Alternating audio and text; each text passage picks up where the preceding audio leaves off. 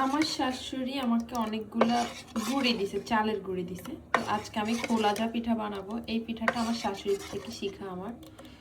এখানে আমি হালকা কুমকুম গরম পানিতে চালের গুঁড়ি মিক্স করে তারপর একটা ডিম দিয়ে দিছি, কাঁচা ডিম সাথে।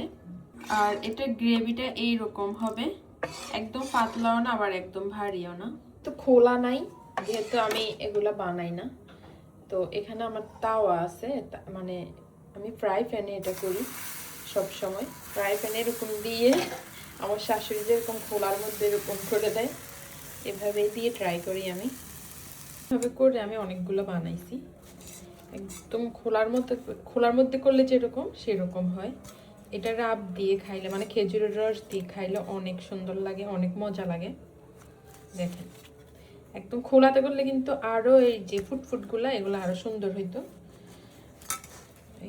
আমি অনেকগুলো বানাইছি, একদম পাতলা, অনেক সফট হয়েছে।